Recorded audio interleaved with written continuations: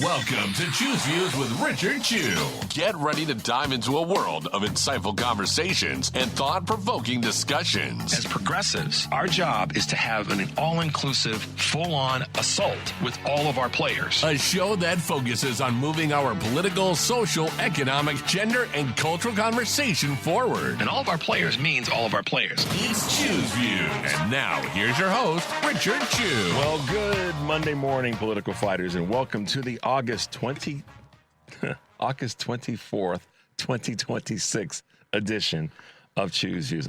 I'm a little flummoxed because of something that I saw that took place this weekend, and I got to talk about it in a second, but let's get going. 773-763-9278. Find my show on Facebook Live, TuneIn Radio, and YouTube.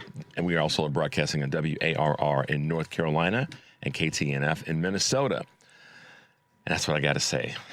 I don't know if you guys saw this. And, of course, you can email me at richard@wcpta20.com and follow me on all the socials under Choose Views. Catch all of our shows by subscribing to our WCPT podcast on Apple Podcasts, Spotify, and Amazon, and iHeartRadio.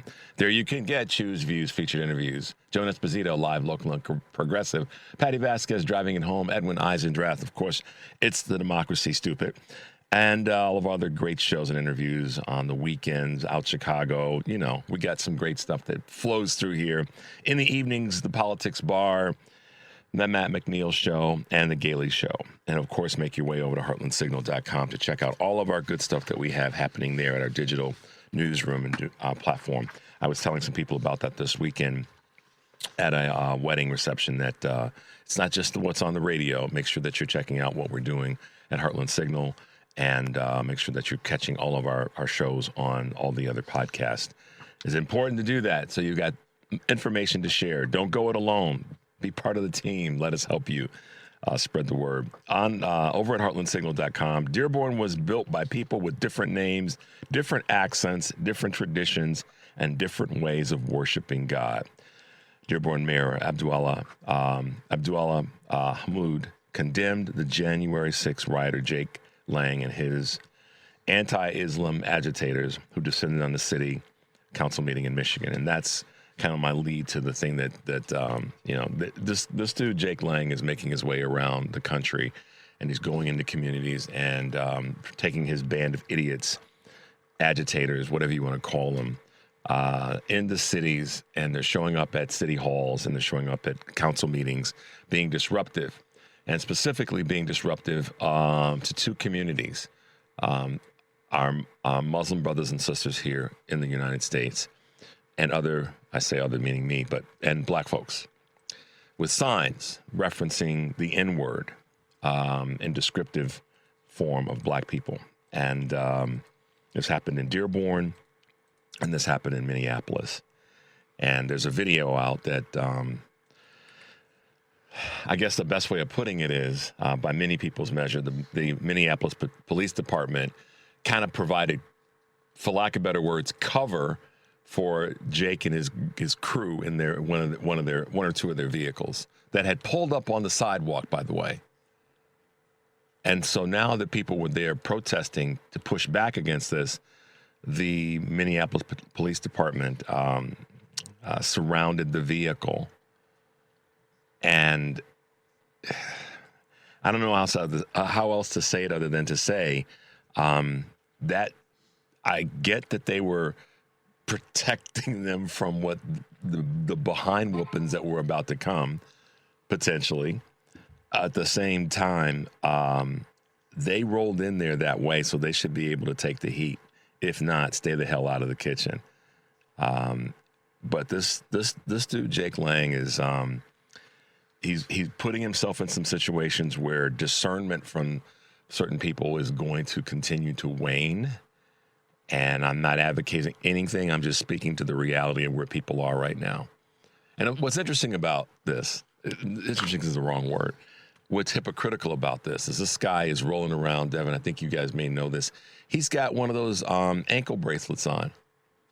What the hell is that? House arrest. Huh? House arrest? Right. But right, that's my point.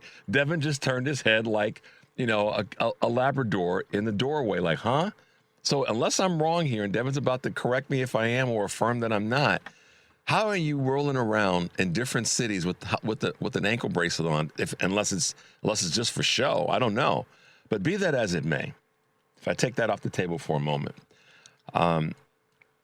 here's a person, and it's not just him.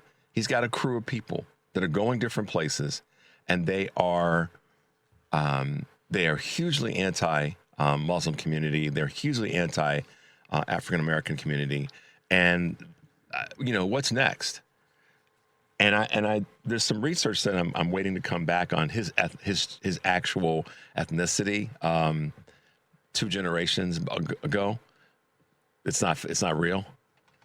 The exact opposite. So according to this, Jake Lang is not currently traveling under approved house arrest exception. Rather, he has repeatedly traveled by violating or changing release conditions, leading to multiple fresh arrests across different states. Wow. Court-imposed travel restrictions allow movement for explicit pre-approved judicial purposes only. Okay, so let's take the bracelet off for a second and let's just go, okay, he doesn't, whatever. The message is really the problem here. What he's saying, what his people are saying, no matter if he's bracelet, wearing or bracelet free, it's disgusting and it's horrible. And I'm going to say this about him. His actions are that way. I'm not going to say he is. Well, maybe I will, but not today. But his actions and what he's saying and his people, because I have to be mindful of where we are with regard to the FCC. And I know that they're watching and listening, because what I want to say, I'm not going to say on the air out of respect to the station and myself and the team. But I'm not going to skip past this as something that didn't happen and we aren't going to talk about it because, I say this with all due respect. I certainly hope that if he decided to descend on Chicago and decided to show up at City Hall, that Chicago Police Department and the county police would not treat him with the same discernment that they did in Minneapolis. I don't think that that's going to land particularly well here in Chicago. So I'm hoping he stays away because I don't want that to be a conversation that we have to have. But when is it going to be enough, America? This is a person that is being hyper racist. Free speech is one thing, but when you show up at places of public business that are designed to help the public move forward and be disruptive like this, we all should have a problem with that. So there you go. I had to say that. I want you guys to be aware of it. Don't look away from it. Don't just say, oh, that's just another crazy person. No, there's a lot of those folks that are out there, and more than you realize. And you guys, did you hear about the other crazy thing that's happening down in Texas at some of a couple of these steakhouse places now? What's happening is when there's guests that are coming into the restaurants. I can't think of the name of the steakhouses now. I had it written down and lost my sheet. Longhorn? I think Longhorn, yeah. Where what's happening is people that are showing up to have a meal, the servers, if the customers are black, the servers, the white servers, once they take their order, they're going back and a person posted this on Facebook, spitting on their hands and rubbing it on the food. The people at Texas Roadhouse. Thank you, Dad. So, what the hell, America? I mean, and someone posted this on Facebook, and I got the notification. I'm like, what? That can't be. So, yeah, wake up, America. This is, we are not going to sit back and pretend like these things are not happening. They are happening. They are real. All right, on today's show, Brad Smith, who's running for Congress in the great state of Wisconsin, is going to be hanging out with us this morning, which I'm looking forward to in the 6:30 hour. And Dr. Deborah Howry, who is the former head of the CDC, and she, if you guys remember, and it's about a year now, so this is also a great time to be chatting with her. She was just had gotten tired of all the craziness with RFK coming into this role, and she resigned. So she'll be with us this morning. She's gone on to continue to do the great things that she does. So she'll be with us in the 7 o'clock hour. And then our good friend Sarah Jones from the Politicus USA will be joining us in the 7:30 hour. And I know Sarah's got a couple of great articles recently published that we're going to chat about. So looking forward to that.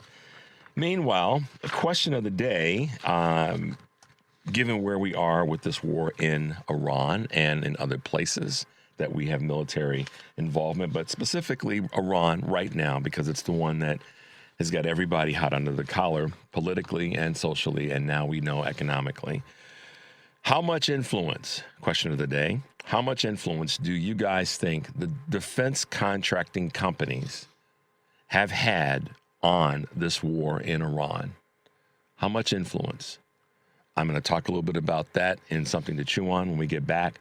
But the question of the day, how much influence do you think contracting defense companies have had on this war in Iran? Let's take a quick break. The number is 773-763-9278. I'm Richard Chew. Keep it locked in. We'll be right back with more of Chew's Views.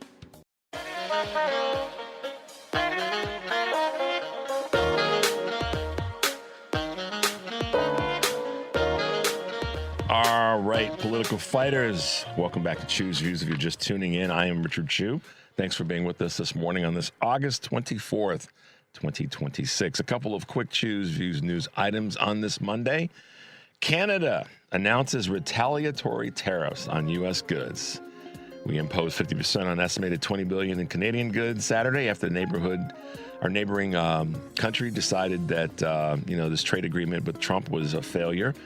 Canada promptly vowed to retaliate beginning September 8th. Canada, quote, will match those tariffs dollar for dollar to protect our workers and businesses, Prime Minister Mark Carney said in a statement. New taxes will affect roughly 5% of Canada's U.S. exports, according to the Associated Press, and no further talks have been scheduled. Summer internship is dying, and that might be a good thing, according to some.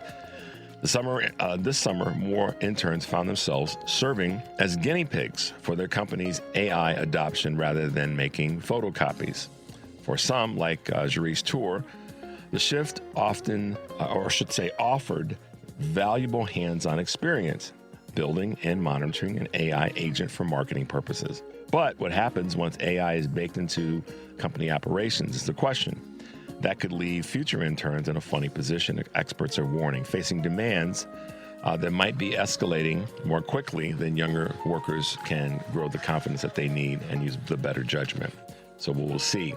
Young people are also embracing the soft socializing to find a connection with other people. Burnt out on dating apps and high-pressure networking events, millennials and Gen Z are gravitating toward in-person meetups.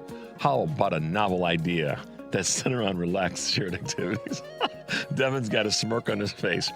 Event data shows increasing moments of soft socializing, even though puzzle competitions, bird watching, mahjong nights, trivia events, and other hobby focusing gatherings are growing. The trend is reshaping dating and friendship through curated dinners and social clubs, prompting a new IRL community format to develop. How about just saying, hey, what's up? Hey, what's up? How you doing over there? Want to go for a drink? Let's go for a walk down the street, right? Oh, Lord, we got to label everything, Devin. And Devin's half my age, and he even gets that. It's like, just go say hi. Oh, man. Gen Z maximizes their premium credit card perks. What's that mean? Gen Z has something older generations lack. Time to track credit card perks. That's one reason premium accounts are so popular with younger adults. According to TransUnion, for issuers, the trend represents an opportunity to create lifelong customers. But competition is stiff, and the cohort is discerning. Millennials and Gen Z are ultra savvy, and they've got more tools than anyone has had in history to choose the right product for them. Well, how about using some of that skill set to choose the right person to ask out on a date? All right, last but not least, and this is one we all should pay attention to. Lightning is striking twice for Moderna's mRNA efforts. According to reports from last week, Wednesday, the 19th of August, was a day that the new chapter started for the company. That's when they were able to inform employees of the breakthrough success of the company's late-stage mRNA melanoma drug trial with Merck, a development that sent stocks soaring, I should say, for both biotech companies. It was just a victory that Moderna needed after years of financial struggles following the pandemic, when the company's mRNA vaccine was used to stem the spread of COVID-19. So that's good news for both companies. Few views, news items this morning, guys, and a little bit of humor from me on dating, or at least asking somebody out. Oh, my goodness. All right. What's happening here in WCPT? For those of you listening to WCPT, today on Live, Local, and Progressive, Joan Esposito, I should say John Augustine will be in for Joan Esposito today. 2 to 5 Central here on WCPT, Heartland Signal, as well as TuneIn. So John's taking a little bit of a day away. John St. Augustine will be here to hang out with you. And for my listeners here as well tonight on Driving It Home, Patty Vasquez will talk to Brad Wu, Director of Policy and Campaigns at Action Aid USA, Daniel Squadron, President and co-founder of Future Now and author of The Fourth Branch, How State Government Can Save, our union. Driving It Home with Patty Vasquez, weekdays 5 to 7 here on WCPT, Heartland Signal website, TuneIn, YouTube, and Facebook. And then tomorrow on Choose Views, Tom Moore will be joining me, Senior Fellow for Democracy and Government at the Center for American Progress and former Chief of Staff to former Federal Elections Commissioner Ellen Weintraub. Ian Cameron, former ABC News producer, as well as Lisa Stark, former reporter at ABC News. As you guys have known, we've had them on before, right before the Correspondents' Dinner. So looking forward to chatting with both of them tomorrow. And then Kate Lincoln Goldfinch, immigration attorney, will be with me as well to chat. And Wednesday, we joined in studio by Congresswoman Robin Kelly and also talking with Congresswoman Nikki Budzinski. So it is Congresswoman Day on Wednesday. So you want to make sure to have your notepads out and be ready to tune in and chat. Then we might take a couple of calls. We'll see. We'll see how the morning plays out. But just to let you know what's happening this week. And Kurt Mullett will be with us on Wednesday as well. Karen Byrne will be with us on Friday. Joe Cunningham, Emily Williams. Got a few people that are going to hang out throughout the course of the week, which we try to do and bring you the best that we've got every single day. All right, guys, let's talk a little bit about something to chew on this August 24th, 2026, as quickly as I can. And my question earlier about the oil companies and the energy companies and the big defense contractors and their impact on the war in Iran. So let me give you some names just so you can sort of put this into your lexicon of thinking. These are the big five, the top tier big five contractors. Lockheed Martin, $68.4 billion in revenue. RTX, formerly Raytheon, which may be a more familiar name, $43.5 billion. That's number two. Number three, General Dynamics, $36.5 billion, and Boeing, $31.8 billion. Those are the top tier companies. Lockheed Martin, RTX, Northrop Grumman, General Dynamics, and Boeing. Okay, so what's my point of all this? They always make stupid money. They always make stupid amounts of money as defense contractors. And let's be honest, the sale of their product, the sale of their thing, is purchased most heavily by our federal government. And what's really interesting right now is the increase that these companies have seen since the beginning of the war in Iran. And I'll give you an example as it relates to the oil industry.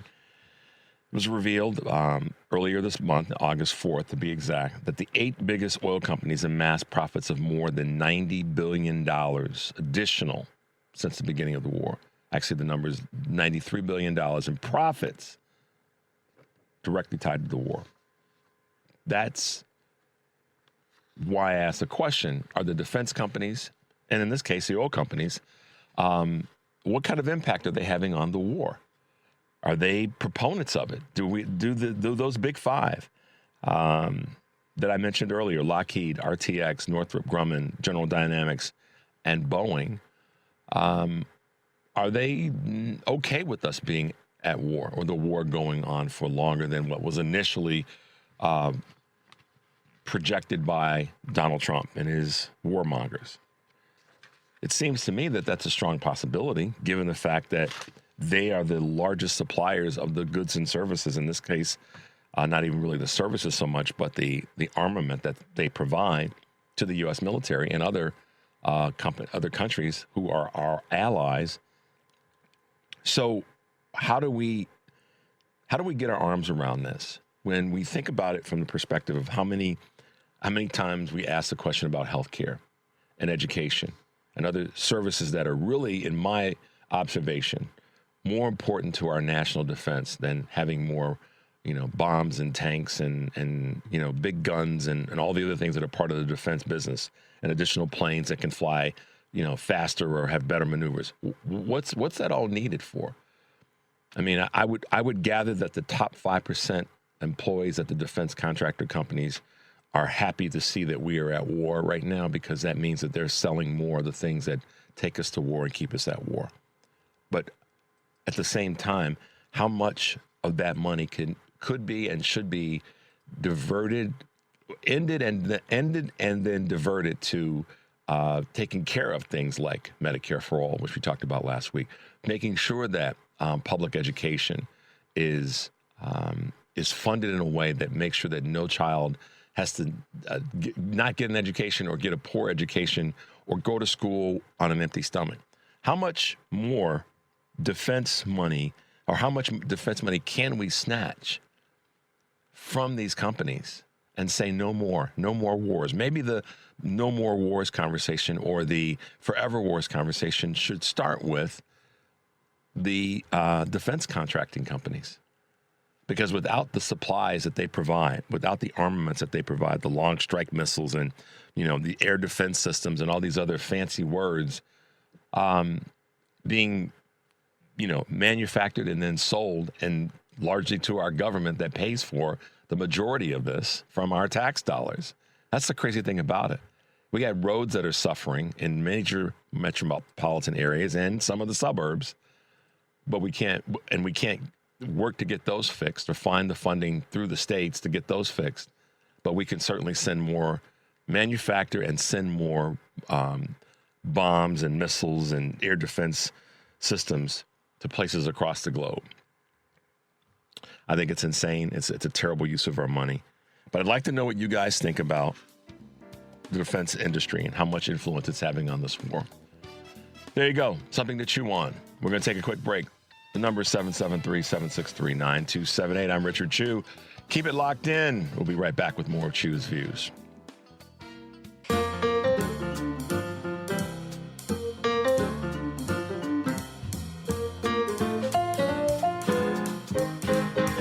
All right, guys, welcome back to Chew's Views. This is Richard Chew. Thanks for being with us this morning.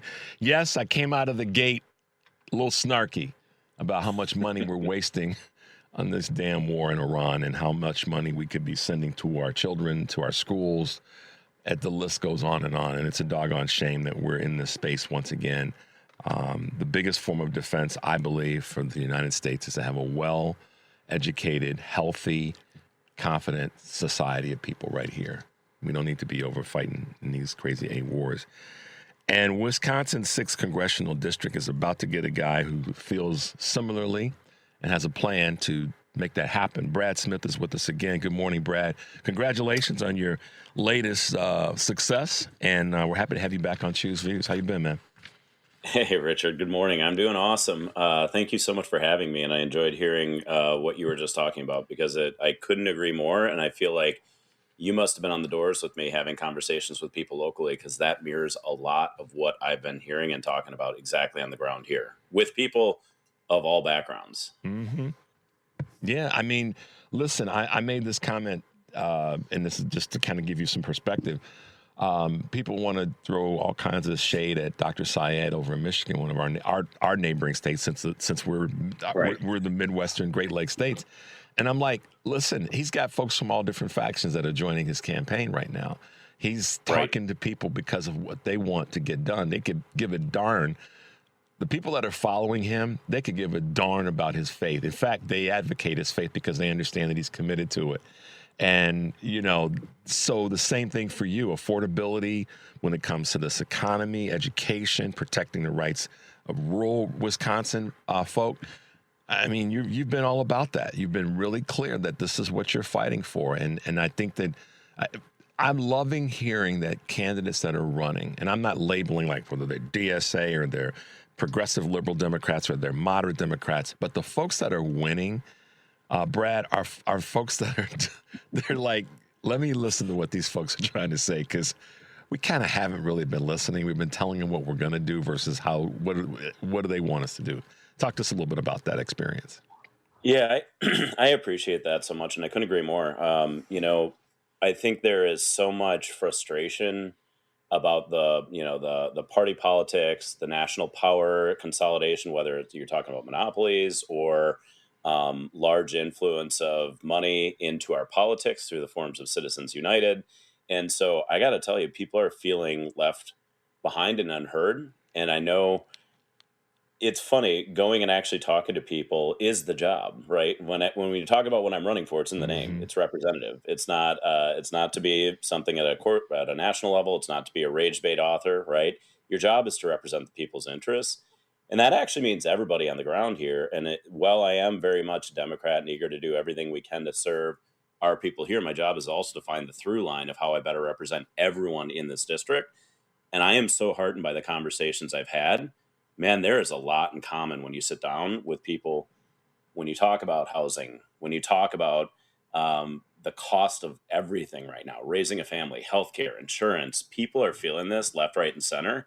And that gives us so much opportunity if we can figure out how to actually move forward in our own interests, right? But we have to figure out how to get to people and talk about that. One of the thank you for that. And this is, we're going to stay on this point for a second, because I look at it like this. If you and I are out together on the campaign trail knocking doors, and we roll up in a predominantly white community, what I want them to understand is that I'm here to help you win, to get the things that they're going to need, irrespective of their culture.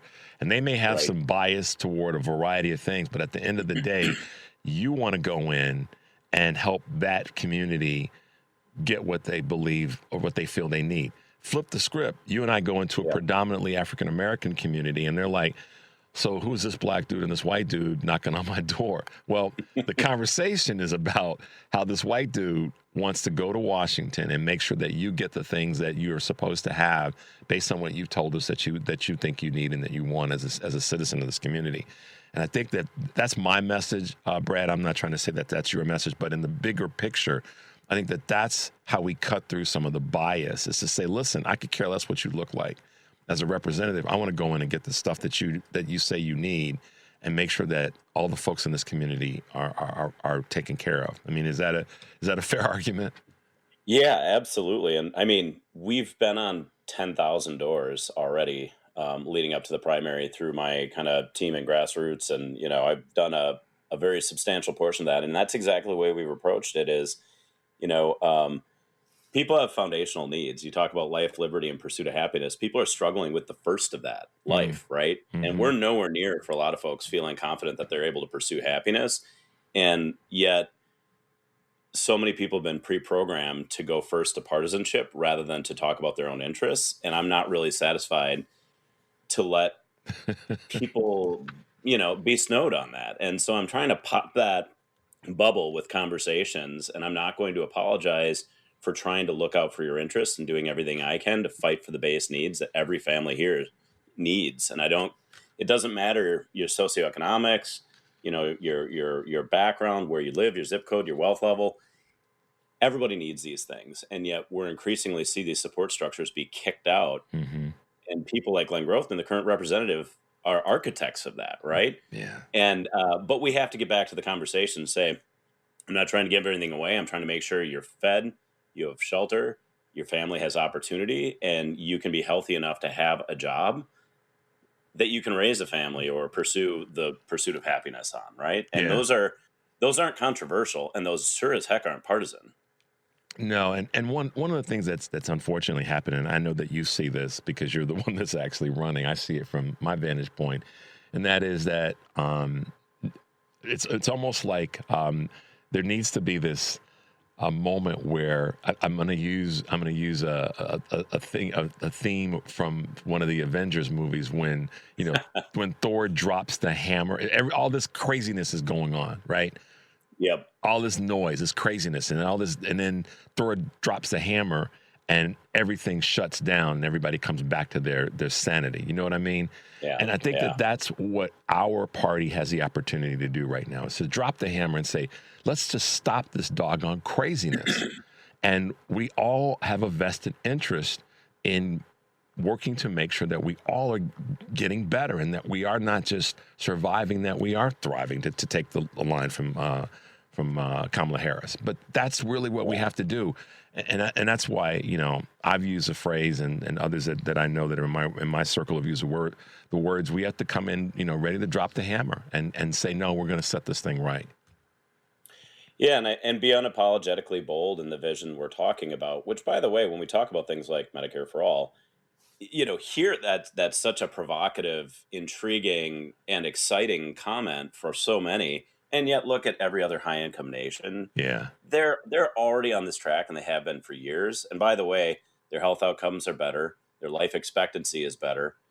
I think it's time to have that moment where we say, wait a minute, it can be done here. We are the largest economy. We're the wealthiest nation. And yet we don't have these foundational support structures that we ought to, because we're pursuing things like a $1.5 trillion budget for another forever war that no one's weighed in on, and frankly nobody wants. Mm-hmm. I got to tell you, I've talked to a lot of people, Democrats, conservatives alike.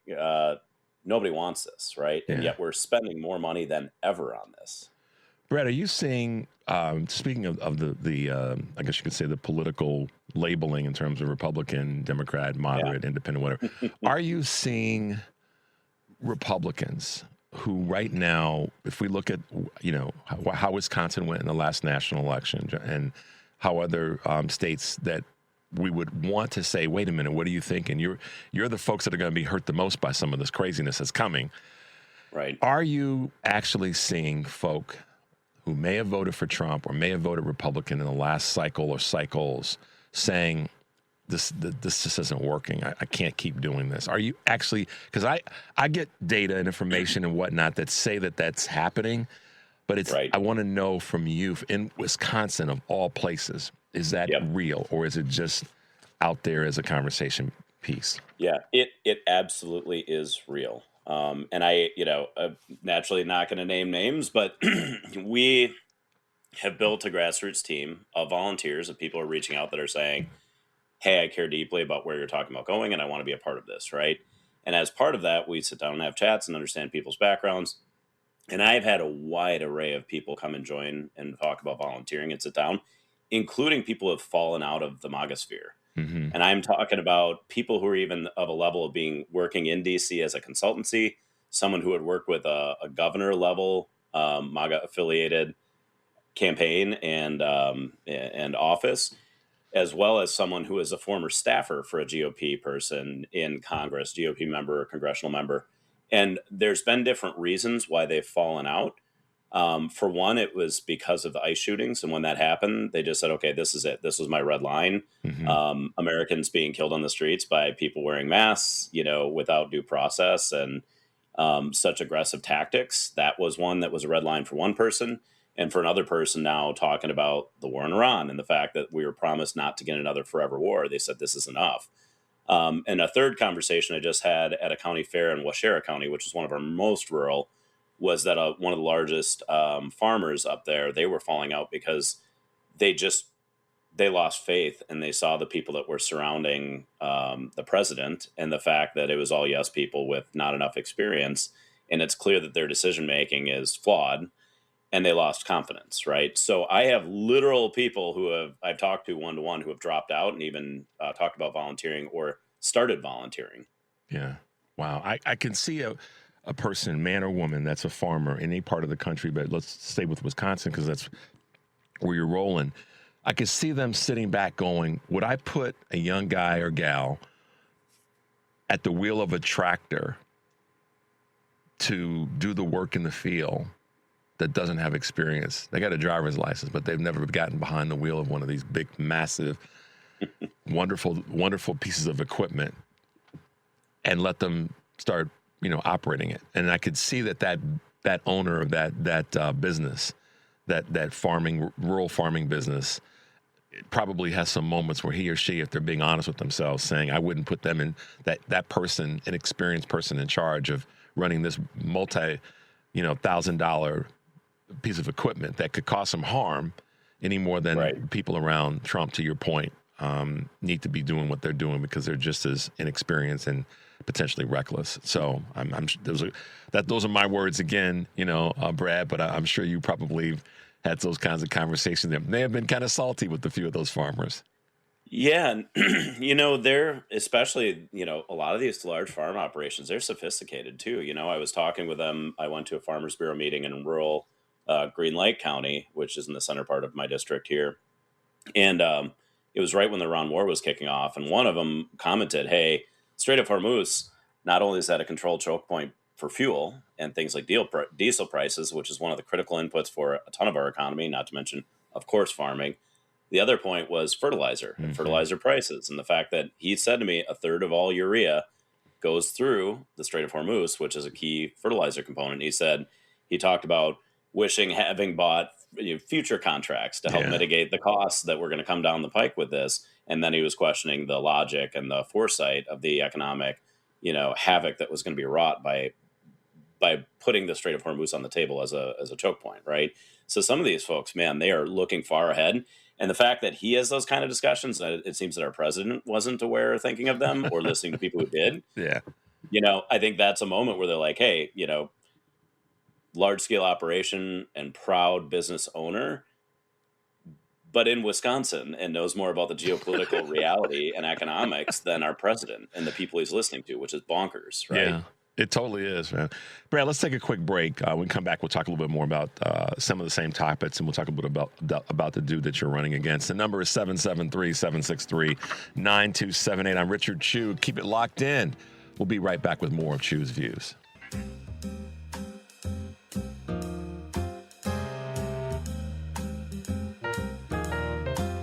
All right, guys, welcome back to Chew's Views. If you're just tuning in, we are talking with Brad Smith, who's running for Wisconsin's 6th congressional district, and he has his thumb on what's really going on with folks in Wisconsin on all levels in terms of economics, community, socially, and just has an understanding that he's a veteran, he's a dad, he's a business leader. He knows who the people are in the community that he's representing, and certainly that throughout the rest of the state, that we've got to be listening and we've got to be taking the things that the community wants to Washington or to the State House and getting those things done first, because that's what the folks there are asking of us.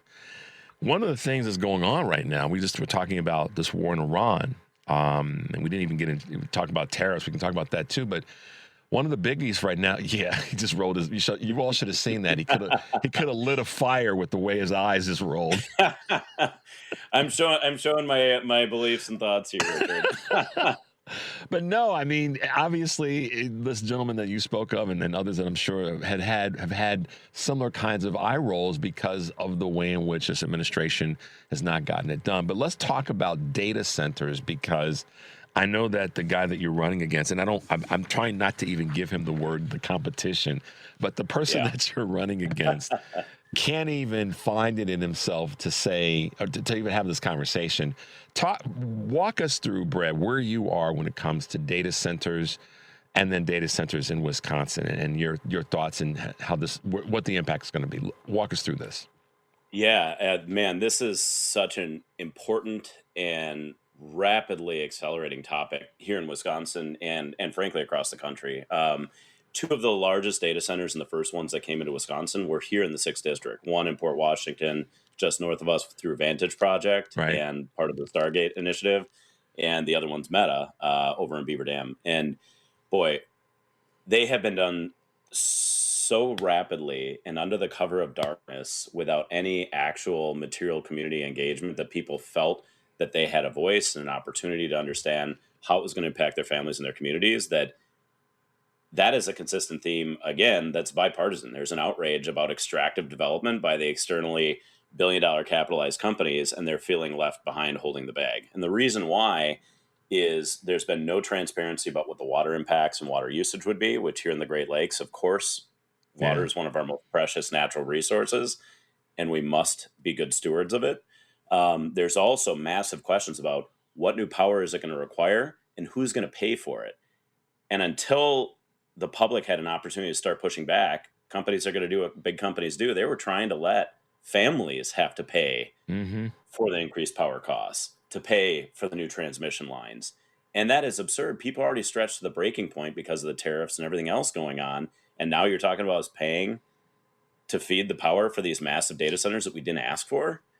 It's wild. And one last thing I'll note is whether I drive north or west in my district, I drive past one of these hyperscale data centers, and it just is wild because they're these gargantuan things. It reminds me of the War of the Worlds when you had these big spaceships landing from out of nowhere. It's like spaceships from Planet Billionaire here in our wonderful Wisconsin backyard that nobody saw coming.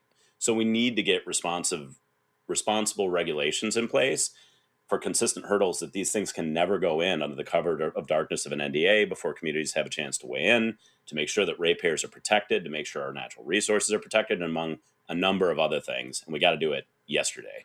Yeah, that's the key yesterday, because we've unfortunately fallen a little bit behind in this space, and it's about to be a lot behind. I almost said that the wrong way, but it's good. But and you may be aware of this, and if you're not, I'm going to drop this one on you just because it's a part of the bigger conversation. The NAACP, and I talked about this last week here on my show, the NAACP has joined in a lawsuit down in Mississippi and Memphis because of the XAI center, the data center that's been there, kind of the same way you describe in the, under the cover of darkness, et cetera, and it's up and running. And one woman was interviewed, and she said she's basically across the street from where this place is fenced in, that that it sounds like jet engines running all the time, but not taking off. So it's that idling sound of a turbine engine. And she said it's not. And then that's one thing, and the other part is the impact. So that's the air, the sound quality, but the air quality in terms of what you were describing is also another issue that's become unbearable. And so now the NAACP, because this is a predominantly black area that's been impacted by it, but where you're talking about isn't, but the effect is still the same. It's still the same on the people that are there in that community. Talk a little bit about what you're seeing and hearing there in that regard. Yeah, they need a ton of space because they're so giant. So disproportionately, they're going in wherever they can find large tracts of space and where they can move quickly. And that often means steamrolling small local governments, right? And doing it as quickly as they can with the least guardrails unfettered, right? Yeah. So the job that we have is to make sure that before any conversation happens, we know that communities must have involvement, have a seat at the table and a voice, and that assurances are made and that there's teeth to contracts for what kind of power is it going to require. And the reason why, like you talked about, all this noise and this pollution from the generators is they're bringing new power online because there isn't enough power there. And so they're trying to do it quick and dirty, literally using diesel generators on site and other types, right? That shouldn't be happening. They could do things like talk about on-site renewables if they were going to move forward that we could mandate and standard require, right? And so there's examples here of rural communities where their wells were going dry. They depend on well water to live in their home that they've owned forever. This data center comes in and all of a sudden it's messing up the aquifer, and there's videos of brown water coming out of their tap and their wells are going dry, right? And these are billion-dollar capitalized projects, perhaps the most well-capitalized projects almost in the history of our economy.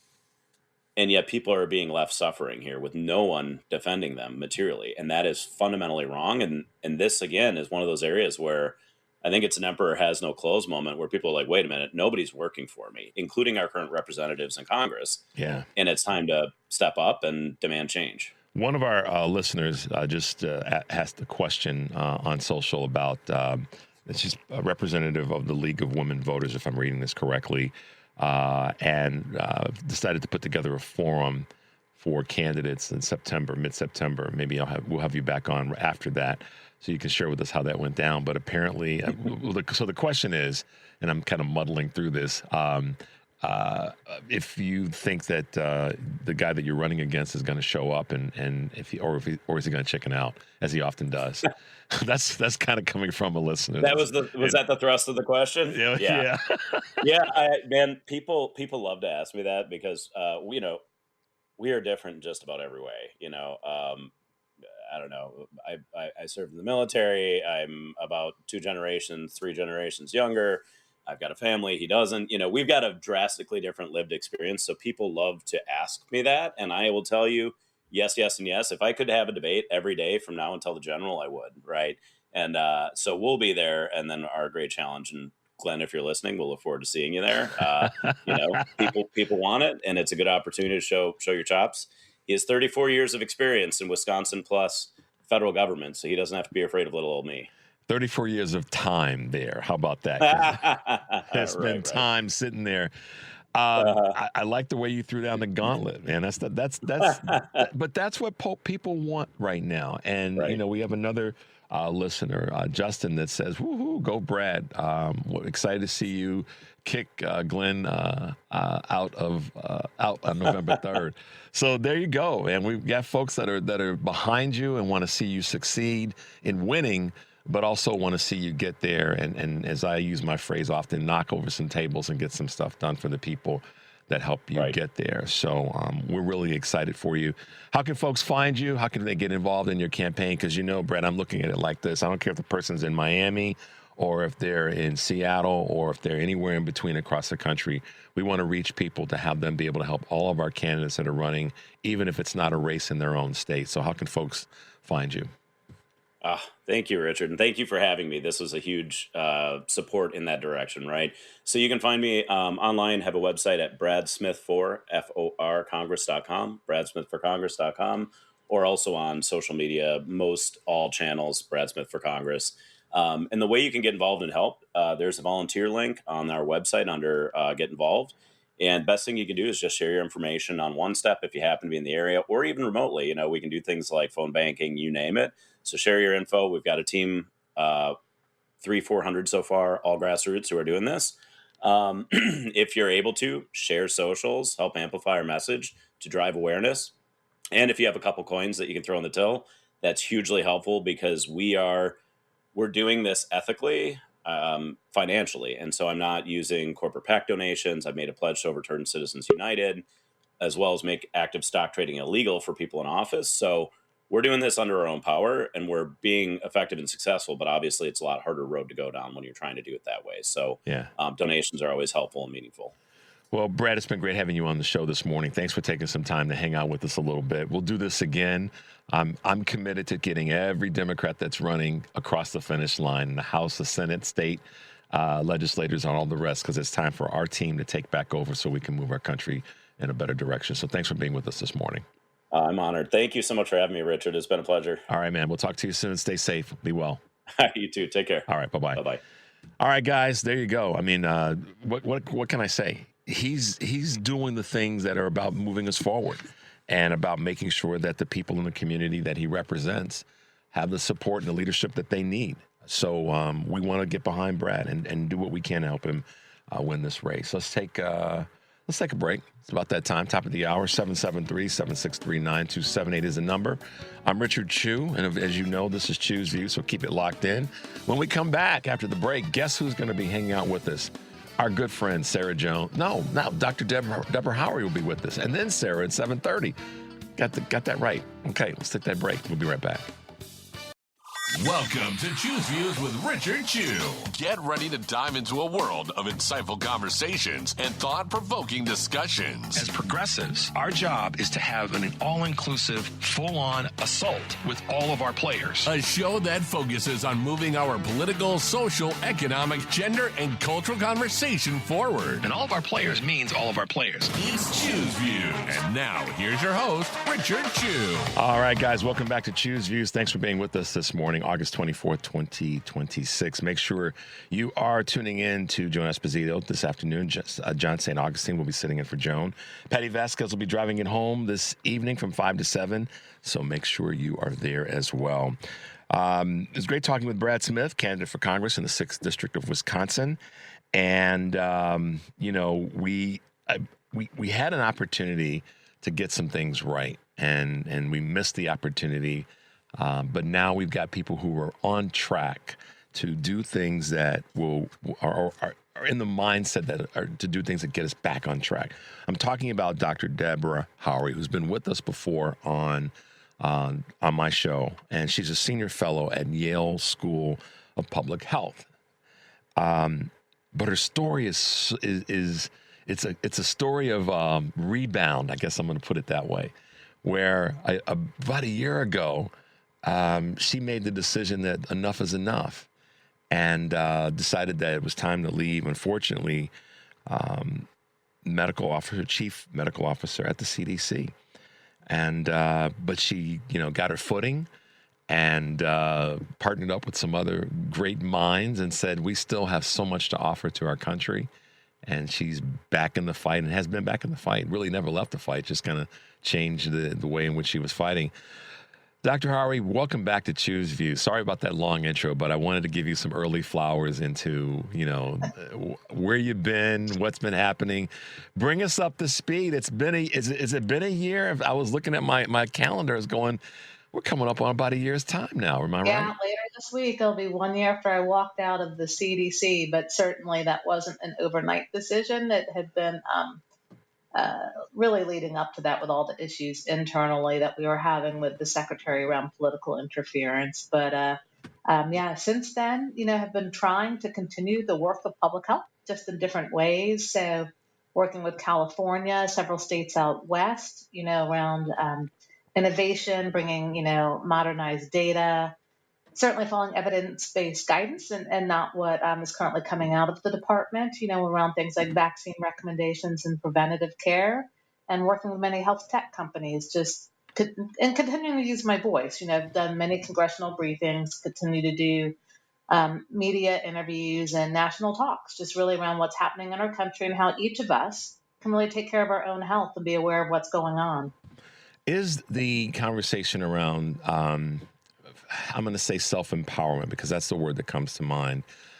Whenever we have a crisis that's a medical crisis or a health-related crisis, one of the first things that I think my experience has been is, okay, what can I do to make sure that I'm taking care of myself and those around me? And I know that you as a doctor know that that's a big part of the success of getting through something that's a health issue, a health crisis. Are you getting any sense that Americans at large are saying, I have to be more responsible now because I'm not really getting the help from or the guidance from the federal government because there's such a cluster, going on with the CDC and more specifically with RFK Jr.?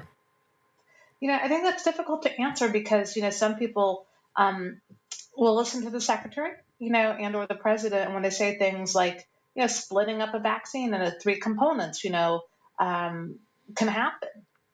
People might think that is actually could happen when the FDA and others have said it would take, one of the pharmaceutical companies said it could take up to 10 years for that to actually happen. And 100 of our peer nations don't separate it out into 3 components. And the things that, they said would make that helpful, like spacing out the vaccines actually puts an undue burden on parents, and things like febrile seizures, which you can get sometimes after having a high fever after a vaccine, that just would increase it. So it doesn't make any logical sense. But, if you hear from a political figure with authority, you might think that it makes sense unless you have a medical expert unpacking it, which is what myself and others, like the American Academy of Pediatricians has been trying to do. I do think people that are aware of where these scientific issues and misstatements from the administration are trying to have more self-empowerment, but I worry about the implementation across communities. It's going to cause have and have-nots when we look at access to many of these medical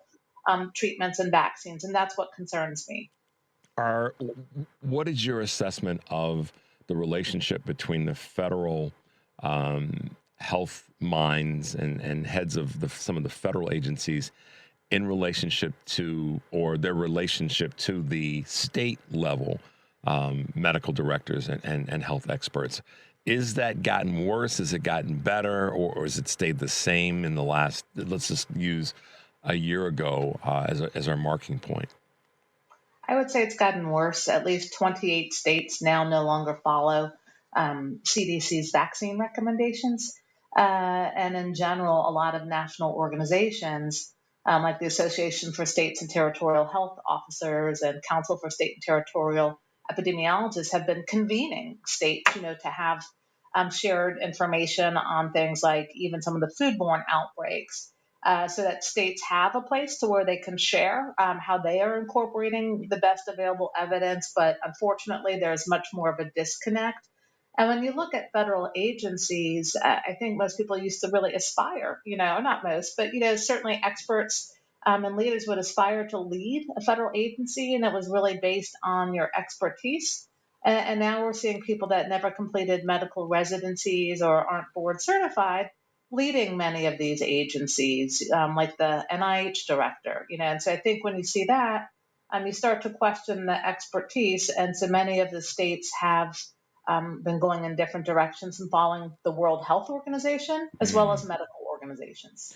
Really? So there's, wow. So reaching outside of the quote, United States brain trust that we've had for such a long time and finding support from others. So do you know much about, or are you hearing much about, is maybe a better way of putting this, the federal government putting additional pressure on state medical directors and health state experts to follow their way, or else we're going to, cut support further, or we're going to, create some mandates that, your state must follow? Or is there any of that going on that you're aware of? I think there's a concern that could happen when you look at some of the grant funding announcements. Recently, there has been language put in place that grants could be canceled if they don't align with administration priorities. I know that's something that there was a big federal comment on recently because there's concern about that.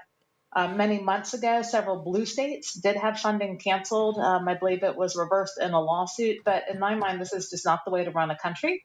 It should be blue and red states being funded to protect the health of their communities, and not whoever the president is, deciding whether to fund those that voted for them or not. It should be about protecting everybody in our country. So it's been highly disappointing that our leaders apparently don't care about everybody equally. Yeah, this is an area that should not be partisan as it relates to what's being put out and then what's being responded to. So you're right on point there, as always. I mean, as an ER doc, you wouldn't want me asking you what your political affiliation is before I treat you. You'd want me to treat you regardless. So that's how I view how we should be protecting our communities. Without a doubt. And the same is true for virtually any form of medical treatment. Agree.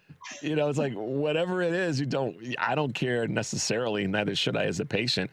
And I would hope that the doctor, that's why you all go through so many rigors to be experts in your space, so you can treat the situation, diagnose and treat the situation versus, hold back because a person may not, believe what you believe in or see the world the way you see it. And religion is starting to creep into. I was just sharing this with my wife that, there's people now that are being viewed differently because of their religious beliefs when it comes to treatment, or at least the federal where this administration is trying to go. Let me clean that up. Is to determine how treatment will be, meted out based on how people have denoted where they are with faith.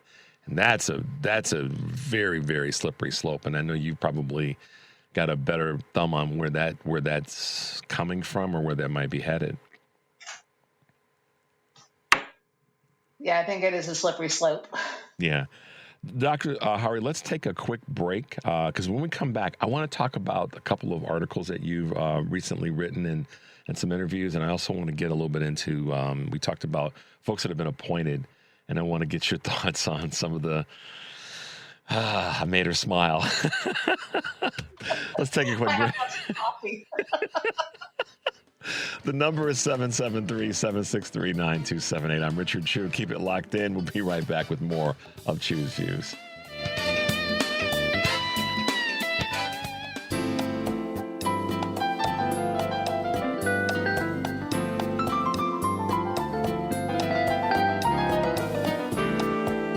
All right, guys, welcome back to Chew's Views. Thanks for being with us this morning. With us is one of those just voices that's made it so clear that we could do so much better in the medical space that we're in. Dr. Deborah Hari, who a year ago, coming up on a year ago, made a decision, or as she said earlier, one that wasn't made haphazardly, that it was time to move into a different direction and still have her voice be a part of the strength that we need in our medical community. You, as all of us, are aware of what's going on with these foodborne allergies and outbreaks. E. coli, salmonella have always been ones that we've talked about, but more recently with this cyclospora, it's got people checking their iceberg lettuce when they go to they get it home from the grocery store.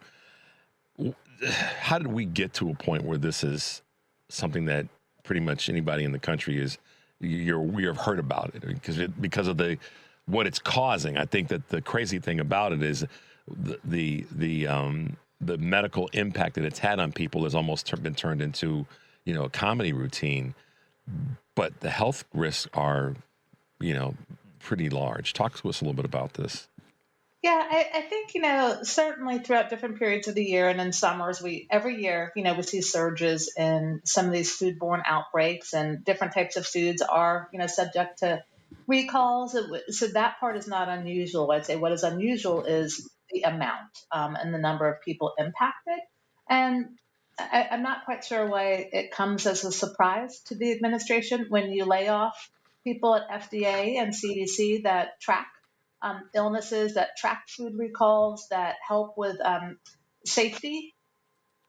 You're not going to have the same capacity. And so, CDC and FDA are doing everything they can at this point, but certainly when you have, at least at CDC, 30% less staff, that means 30% less staff responding to a measles outbreak, to a foodborne outbreak, Ebola abroad, as well as just the day-to-day public health. And so we are seeing, much more of this. I think it also doesn't help when, the secretary is busy doing cooking shows versus talking about the food outbreaks that we're having and how you can protect yourself and just being much more public out there. He can certainly do both, but he needs to also be talking about the health impact and health threats that are going on in our country. Yeah, it's a question of priorities of which thing which thing is first on your to-do list, and taking care of the people that are part of the country is certainly should be first. You had a great article from Nutrition to Vaccines.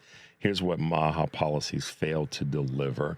Talk a little bit about that, if you can.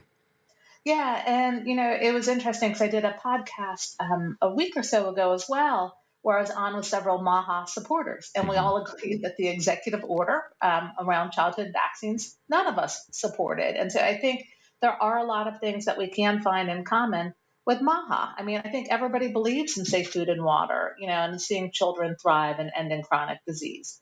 But when people have significant conflicts of interest when it comes to vitamin supplements or other wellness things and don't disclose those and then promote guidance or products that have those, that's a problem when you're not being transparent. When you look at some of the things that has happened recently with pesticides, that seems to go counter to, what MAHA wants. So I think finding those common ground areas, as well as, the secretary and the president talk about gold standard science all the time. I believe in gold standard science. I am a scientist, but a retracted study or a tweet is not the same as a well done clinical trial. And I think we have to, we have to say that, It's sad we have to say that, but, not all data is the same. And when we have accurate or valid data, we need to be using that to drive decisions and not personal preferences and then trying to backwalk it. So I think there is a lot that can be done around safer food and water, more transparency around data, and certainly listening to people's lived experience. And, as I've been out this year, I've been doing a lot more in communities, and I welcome, the opinions and voices of those in the community. And I think we can find a lot to agree on. I think just unfortunately, the current administration really isn't listening to their constituents either, and might be saying one thing and then doing completely another, which doesn't make food and water safer, as we're currently seeing. Yeah, because as you said before, medical conditions don't necessarily have a political stripe. I mean, if something happens that impacts, I mean, the best example recently, obviously, is COVID. There are people from across all political, camps that were impacted by COVID, and whether they contracted it or they knew someone that did, or our lifestyles were changed because of it. So the fact that we would even think about reducing the people that we have in agencies that are designed to help, if not prevent something like that, certainly make it less intense, is without there's no reason there at all.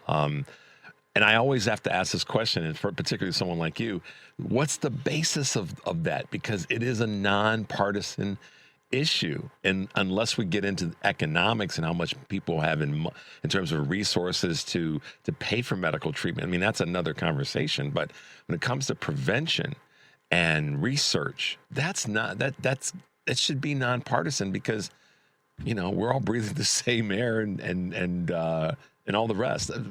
What is your... It should be nonpartisan, but unfortunately, with a lot of the diatribe we hear, actually, when you look at vaccination rates, oftentimes they are lower and highly red or Republican areas. So we're actually going to see more measles outbreaks, more whooping cough, things like that. We did see worse COVID outcomes, in highly Republican districts. And to me, that's, upsetting as well, because there shouldn't be variations based on where you live. We want to make sure everybody has access to accurate information and good health care.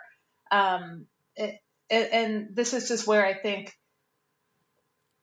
it's so disturbing on many levels. When you look right now, the measles outbreak, 30 plus years, highest numbers. We're going to see long-term consequences for some of these children. The foodborne outbreaks, with the secretary not acknowledging that they're happening. And even last week was the anniversary of Officer David Rose, losing his life protecting CDC. Mm-hmm. And that has to do with, violent rhetoric in our country that you can't have around misinformation. And I think more needs to be done on that as well. It seems to me, and I've said this before with other scientists, that sometimes a lot of this has gone, it's happening because, yes, the rhetoric, ideology, and then I ask, well, where's that ideology coming from? And some of it seems to touch back to religion or one's faith being I guess, a catalyst for why people are not going to believe in science or believe in research or believe in data, that their religion overrides the ability to see that the data, is impartial. The data is not partisan. Or it's just the raw data. And when we get into some of these personal things like faith or religion or whatever, we get way off the rails. Is that potentially? But I think it's what I thought was so ironic was during the hantavirus outbreak here in the United States, the CDC guidance on the website said that home monitoring was appropriate. Yet the NIH director / acting CDC director did federal quarantine orders to keep people in Nebraska. One of the patients asked for a medical review. A CDC medical officer reviewed her case, said it was appropriate for her to be able to go home, and Secretary Kennedy overruled that. And both Jay and Secretary Kennedy have criticized the CDC around movement restrictions during COVID.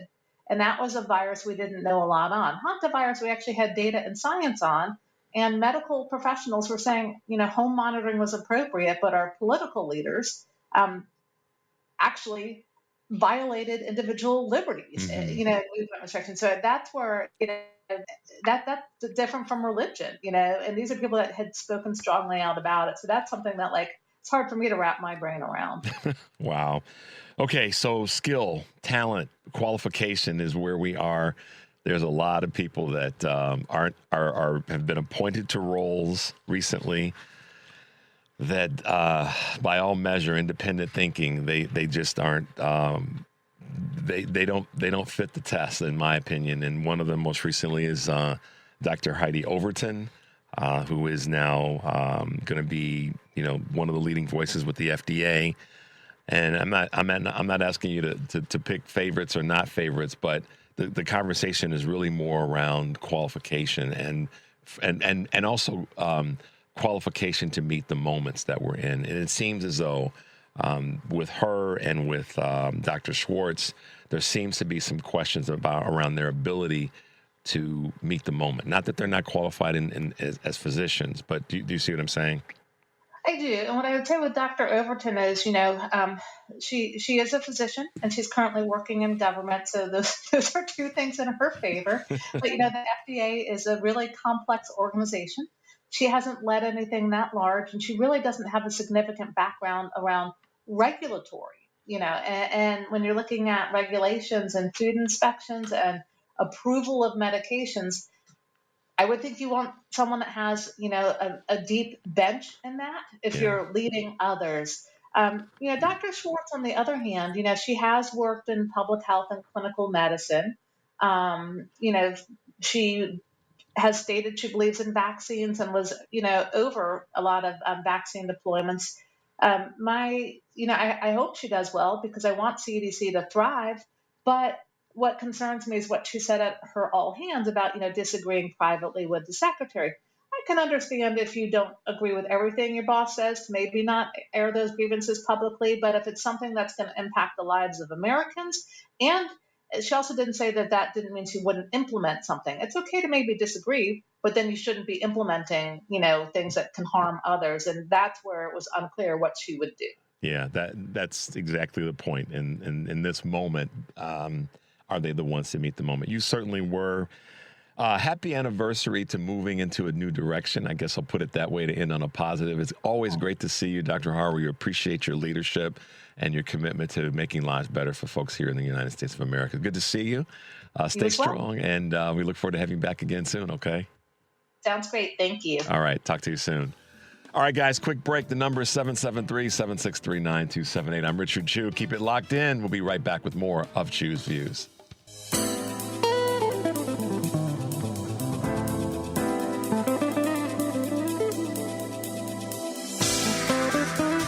All right, guys, welcome back to Chew's Views. Thanks for being with us this morning.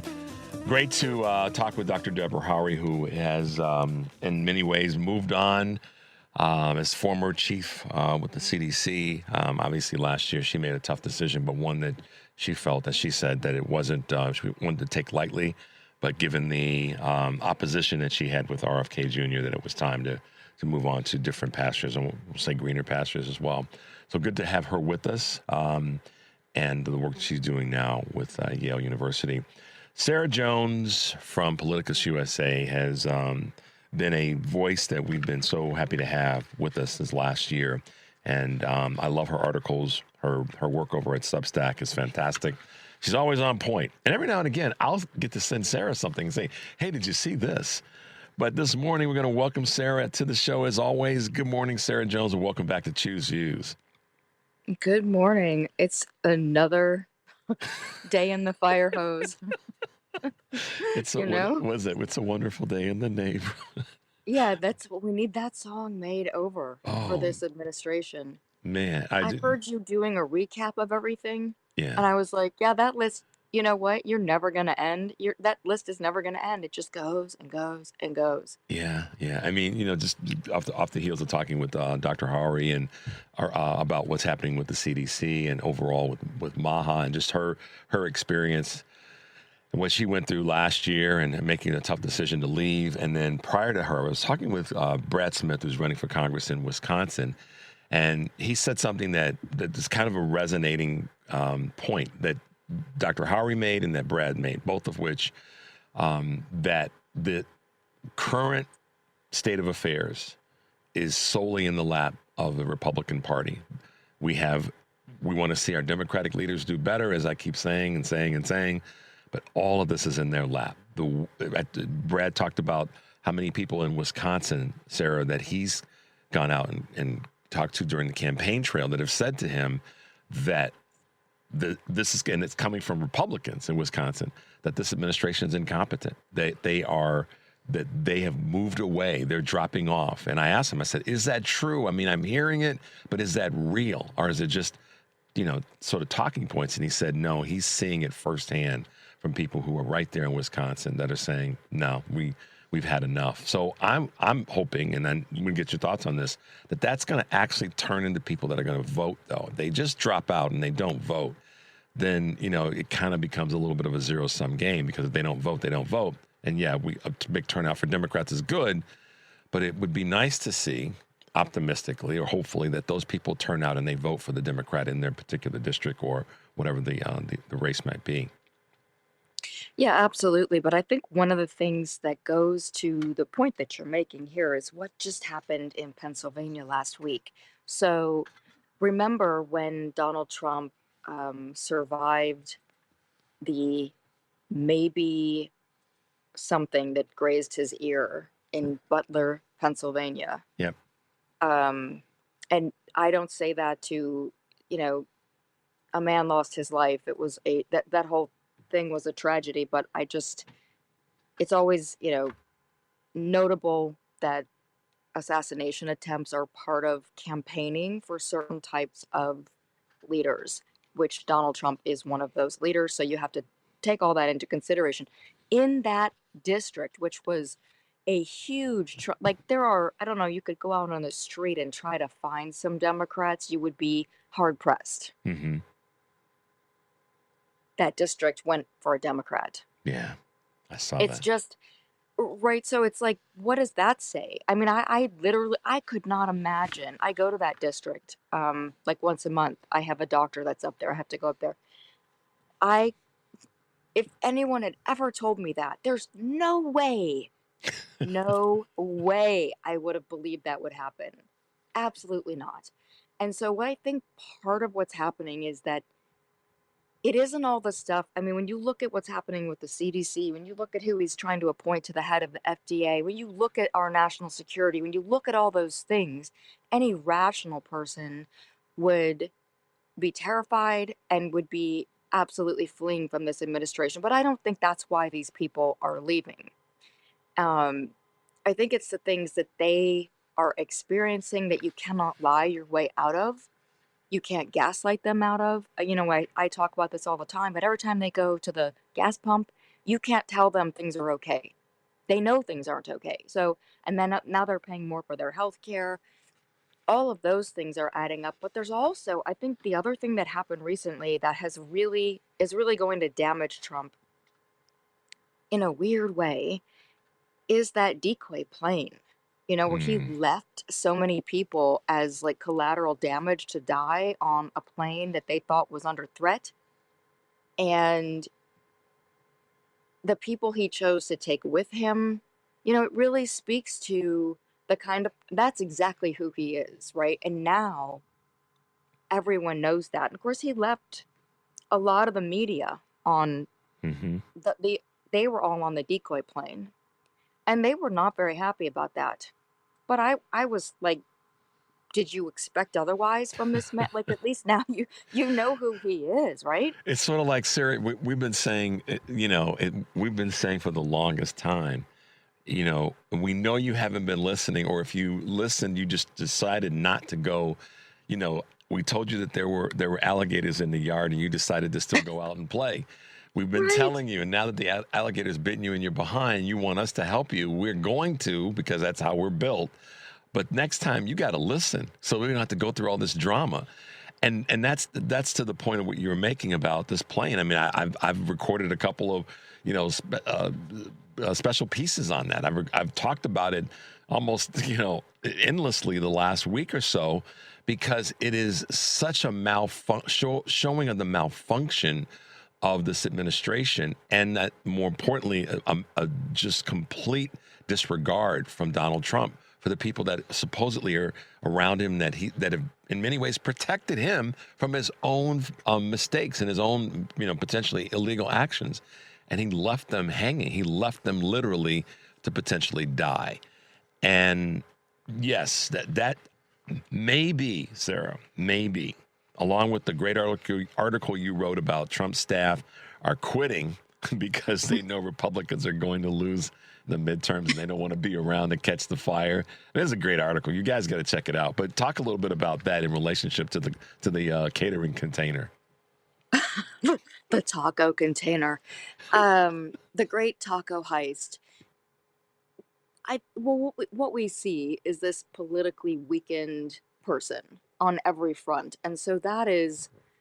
I hope people can take heart in that, because you're going to see, as he is increasingly weakened, you're going to see people trying to tell you that this is inevitable, that he will always be in power, that you can't win the midterms because he's going to put troops in the streets. He's going to do this. He's going to steal. They're going to say all of that stuff. People with good intentions are going to say it because they're scared, and rightfully so. They have every reason to be afraid. But also people with bad intentions are going to say those things. And so I want everyone to look at the people who are quitting around him and know why they're doing that. Because everyone sees that the emperor has no clothes. He is the Oz behind the curtain. He's this little man. The power that he had was this base that could not be moved. And this power to impact people, I would say, whose nervous systems are already primed for fear and primed also for hate. And so it's quite thrilling for a certain kind of psychology to have a leader talk like he does. And we saw that with Hitler. And I'm not saying he's Hitler, just to be clear, because he's suing all kinds of J.D. people. Vance said it. J.D. Vance. Yes, we'll quote J.D. Vance, the vice president. Thank you so much for that reminder. We'll quote J.D. said it. But the point is that he uses a lot of the tools that Hitler used in his rise to power. He uses those rhetorical tools. He uses the same psychology. And so that is what, by the way, what media outlets have been calling out, that he's now suing for defamation. So those are the things that you see that are similar. The thing is that and I've been writing this from the beginning, the mistake I think he has made in his attempt to autocratize or autocratize this country is he did not do enough for the poor people and middle class people. Like in the beginning, these leaders usually know that they should be doing things for those people to get them on side. Instead, he just doubled down on all this culture war stuff. And he's still doing that with the, anti-trans stuff and we're going to get rid of abortion. That's what he's doing with this FTC woman that he wants to put in there. But is that enough? I honestly don't think it is, because people are struggling financially and you can't gaslight them out of that. Yeah. At some point, Sarah, in this whole conversation around the emperor has no clothes, at some point, and I think that point is probably more broadly being felt now when I talk to someone like Brad Smith, who was on earlier, that's real, and it's not. And I think in some ways that corporate media is kind of holding the lid down on the real true frustration that's coming from so many millions of Americans, because they know that will be, how do I want to phrase this? They know that that's not what the C-suite is really going to like. And maybe I'm wrong there, but I feel as though that once again, the corporate media is complicit in not sharing the real truth of what people are feeling in the community. And as a result of that, it's sort of this, everything's still kind of okay with this guy. Well, but the folks running out the back door, it's like they got the cameras focused on the front door. Oh yeah, there's only a couple of people that are walking out. Meanwhile, there may be many more people running out the back door, if that makes any sense. Absolutely, but you know why the camera's on the front door? Because that's the door they use.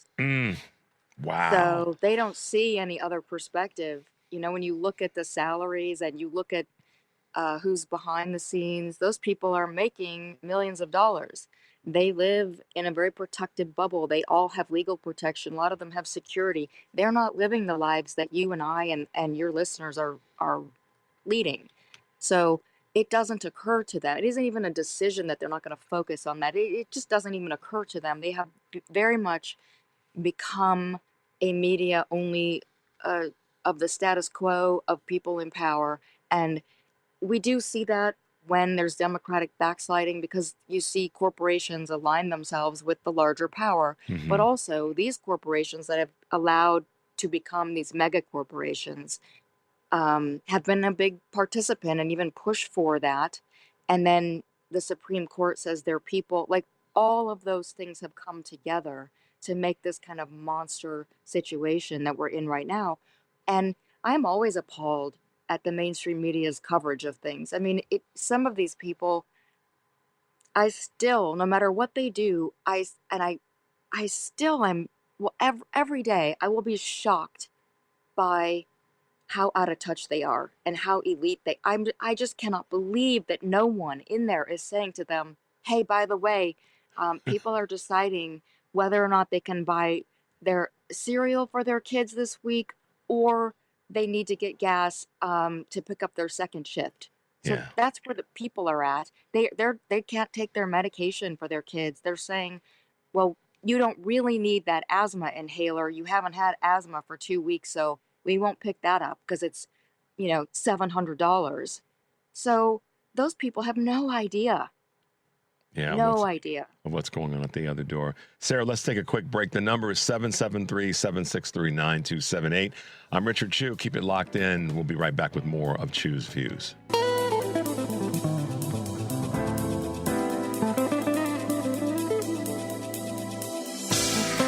All right, guys, welcome back to Chew's Views. If you're just tuning in, I am Richard Chew, and we're talking with our good friend Sarah Jones, managing editor and co-publisher at Politicus USA and the Daily Politicus. Sarah, you wrote 2 other great articles that I had a chance to set my eyes on, and one of them is about our great neighbors to the north, that being Canada and the trade war. And Canada basically said, "Oh, here we go once again, and we're going to come back at you with our own version of tariffs."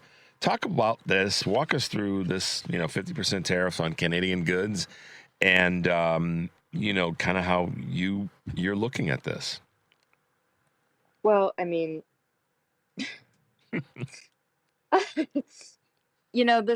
it's the taco tariff thing again. I'm honestly, I know everybody shares this feeling, or I would imagine they do.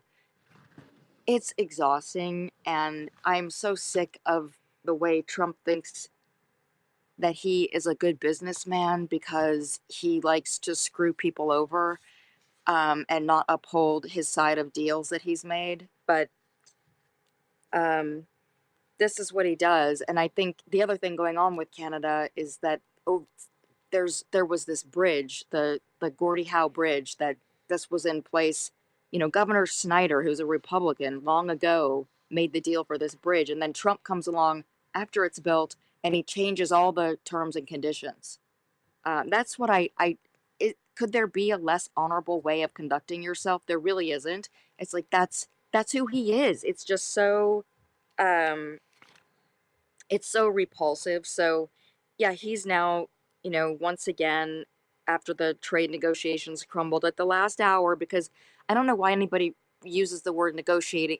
He is not negotiating. Mm-mm. He is like a mafia boss. What he's doing is threatening people to get extortionary money for whatever it is that he's holding over their heads. So now, he's going to do this to their exports. I think it's like $20 billion in goods.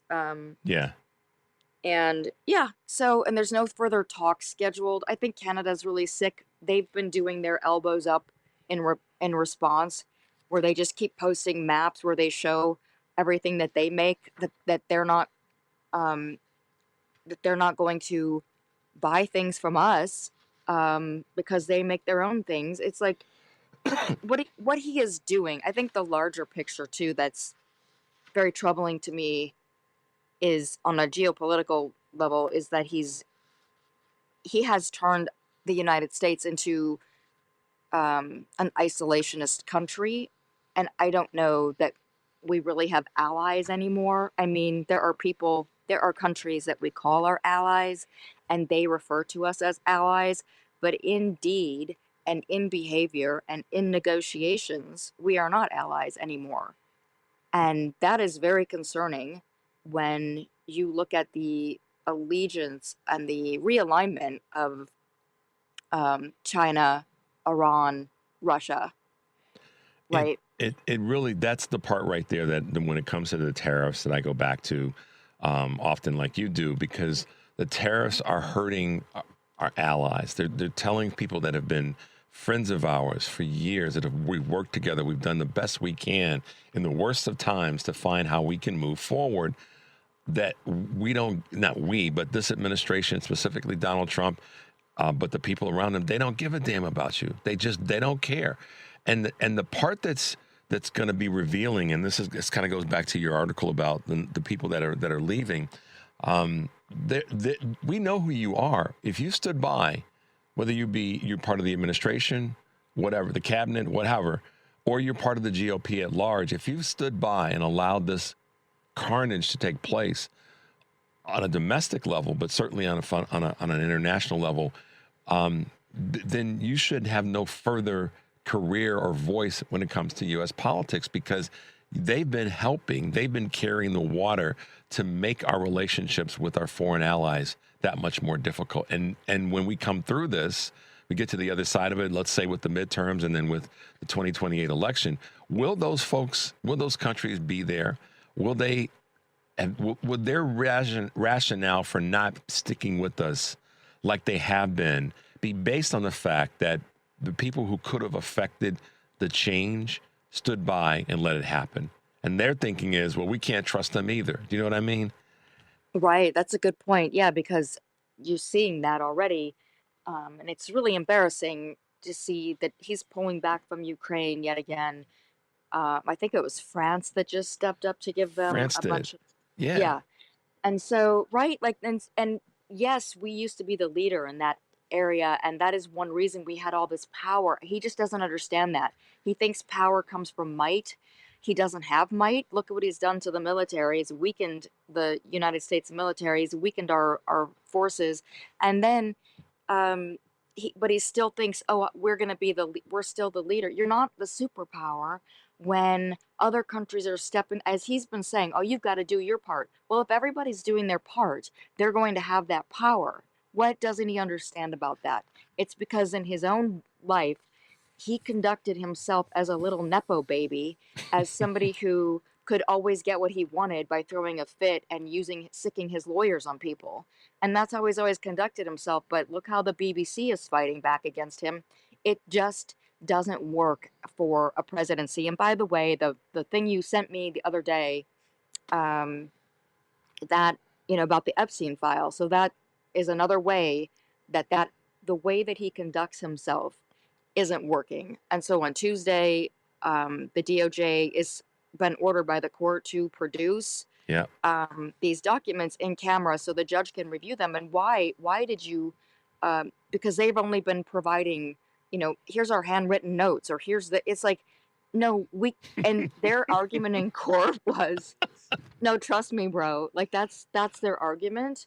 And this is a Department of Justice who has been literally busted lying with evidence like videos in court all over this country. Yep.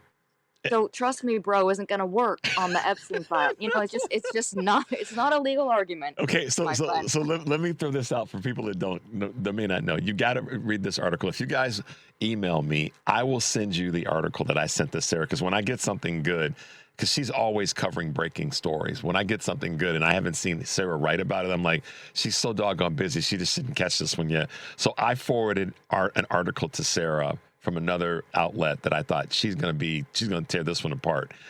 When she says, trust me, bro, she wasn't saying to Richard, trust me, bro. No. No, that's the DOJ's argument. That's their argument, DOJ's argument. They're saying, no, we're not going to give you the Epstein files, even though that's the law that was passed on a bipartisan basis. And we're going to continue with all these redactions that protect the predators. And if you ask why, which the court did, we're going to say, no, trust me, bro. Yeah. And the judge was Judge Sullivan, said, no, I don't think so. So they have until tomorrow at 3:00 to produce these documents. Now, the reason I didn't, sometimes there's so much going on, right, that I have to pick and choose. But with this, I look at this now like I look at the TARP. They're going to keep kicking this can down. They're never going to produce the things that they need to produce, even by law. They made up a new reason to leave this TARP up just 5 days ago. So they've always they're kicking the can. That's how he got away with all of that stuff, all of the different criminal cases before the election, by kicking it down the can. So that is troubling to me. But if people do go out and vote in midterms, he won't be able to do that. That's why they're so doggone freaked out about this, and they're doing everything they can to affect the voter rolls and trying to grab data and all of the other things that we've heard. Because, I mean, to say this, they're not stupid. This is why, to your article, staff are quitting, because they know that they might be someone that gets called in front of Congress, in a hearing, and I'm hoping this time around that any lying that takes place, or any waffling in front of Congress, gets nailed by whoever is heading those committees, because this will be hopefully the brakes that we need to slow down this train that's completely off the rails. So I know we're going to wrap up real quickly, Sarah, but just throw some shade real quickly at this other great article that you wrote. Senator Tim Scott falls apart while trying to blame Biden for Trump's inflation. Was that just laughable? If you guys haven't seen this, you've got to go and watch this interview that Tim Scott did on, was it with Kristen Welker? It's just hilarious. That's all I'm going to say. Yeah, so I'm not sure. I can't remember if that's on Politicus USA or The Daily with Sarah Jones. It's on Politicus. It's on your Politicus. Yeah. I never know what. It's too much going on. Here's the thing. I've been saying this about Donald Trump, and about Republicans for, I think, 16 years now. It's the backseat driving, right? And then when they're busted, they're like two siblings fighting, and they always say, "Oh no, he did it, mommy, he did it." And that's what he's saying. Biden did it. No, I'm sorry, excuse me? No. And for everyone who, there's no doubt whose economy this is. Yeah. Between the tariffs, between the one big beautiful bill, this is Donald Trump's economy. He did this on purpose. He built this. This is his. He owns it. It is nothing to do with Joe Biden. Donald Trump can whine like I have never seen a grown man whine before, and it's so embarrassing. And we're going to leave it there, because that's a good way to close today, Sarah. Thank you for being with us this morning. Thanks so much for having me. Have a great week. We will talk to you again soon, okay? Awesome. Thank you. All right. All right, guys, we made it. We made the train station. We're here. Make sure you are staying tuned for the Stephanie Miller Show, as always. And take a deep breath. Make your life count, because we will see you tomorrow.